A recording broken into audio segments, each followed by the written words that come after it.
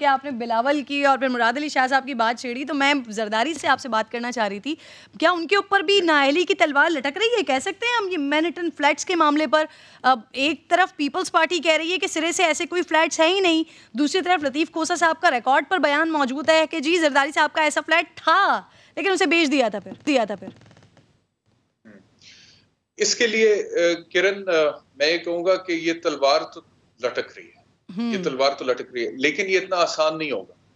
ये इतना आसान नहीं होगा क्योंकि वो हालात जो थे वो मुख्तलिफ थे जब मियां नवाज शरीफ साहब के खिलाफ नाअहली का फैसला आया, और अभी पाकिस्तान पीपल्स पार्टी की कहीं ना कहीं जो मुख्तदिर हल्के हैं उनको जरूरत पड़ती है और पाकिस्तान पीपल्स पार्टी को उनकी जरूरत पड़ती है। तो यहाँ पे भी डायलॉग होगा, यहाँ पे भी टर्म्स एंड कंडीशंस डिस्कस होगी, कुछ सेटलमेंट्स होंगी,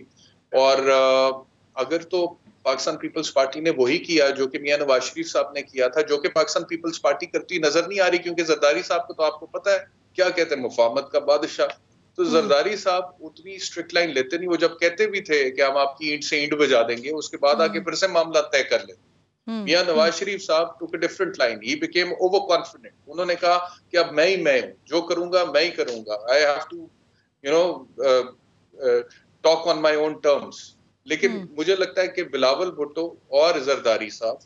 डिफरेंट पॉलिसी इख्तियार करेंगे, और बिलावल भुट्टो साहब की नजर है वजारत उस्मा, वो इतनी हार्ड लाइन नहीं लेंगे, और वो इतनी हार्ड लाइन तो कम से कम बिल्कुल नहीं लेंगे कि उनके वालिद साहब की नाअहली उसके नतीजे में हो जाए। तो तलवार तो लटक रही है, लेकिन देखना यह है कि अपने कार्ड्स कितनी समझदारी से प्ले करते हैं ये लोग, और मुश्किल है कि ये आने वाले दिनों में सब सही। इत्तेफाक करते हैं सर आप बैरिस्टर एहतशाम की बात है कि जो पाकिस्तान पीपल्स पार्टी के और खासतौर पे बिलावल और जरदारी साहब के जो मामला हैं वो डिफरेंट हैं, तो नाअहली की तलवार लटक रही है लेकिन इतने आसानी से ये मामला होता हुआ दिखाई नहीं दे रहा है सर। जाहिर बात है कि जरदारी साहब ने देख लीजिए, चाहे वो संजरानी साहब का मामला हो, चाहे vote of no confidence move की बात हो, चाहे इस वक्त डिप्टी स्पीकर के खिलाफ जो एक मूव लेकर आना चाह रहे थे वो हो, या फिर हाथ पकड़ के खुद साबिक वज़ीर-ए-आज़म यूसुफ रज़ा गिलानी साहब को संजरानी साहब के दस्तखत के ज़रिए उनको डिप्टी चेयरमैन सेलेक्ट करवाना हो, तो वो तो एक अलग बात है कि जरदारी साहब के तो एक पूरा एक कैरेक्टर है सामने कि वो पॉपुलर पॉलिटिक्स नहीं करते, कॉन्स्टिट्यूंसी की पॉलिटिक्स नहीं करते, वो बैकडोर पॉलिटिक्स करते हैं। और इसी तरह वो चौधरीज के साथ, इसी तरह सरदार अख्तर मैंगल साहब के साथ, इसी तरह वो जहांगीर तरीन साहब के ग्रुप पे नजरें रखे हुए हैं आइंदा इंतखाबात के लिए कि किस तरीके से इस्टेब्लिशमेंट के सामने पाकिस्तान पीपल्स पार्टी का इत्तेहाद एक पेश कर सके। लेकिन किरण, मैं आपकी इजाज़त से जो एहतशाम साहब बात कर रहे थे अमेरिका के हवाले से, ये मैं मालूमात की बुनियाद पर आपसे शेयर कर रहा हूँ कि जिस वक्त हमारी सियासी और अस्करी क़यादत की मीटिंग हुई है अफगानिस्तान पर, उसमें सवाल जवाब के अंदर एक बात हुई कि हमें क्या ये, क्योंकि चाइना हमारा एक ट्रस्टेड अलाई है, हमारा स्ट्रेटेजिक उनके साथ एक रिलेशनशिप है, सी पैक का है, और अमेरिका ने हमें माजी में धोखे दिए हैं,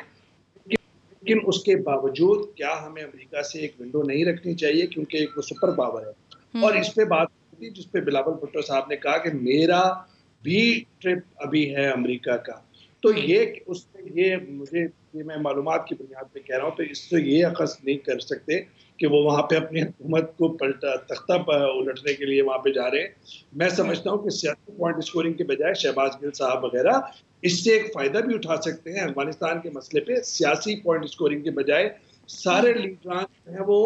ये देखें कि हमारी रियासत, ये ममलिकत का फ़ायदा कहाँ है। ये तल्ख़ हकीकत है किरण के 3 अदवार जो general Ayub, general Zia, general Musharraf के ज़माने में अमेरिका के साथ हमारे ताल्लुकात सबसे बेहतर रहे, ना कि मुंतखब हुकूमतों में।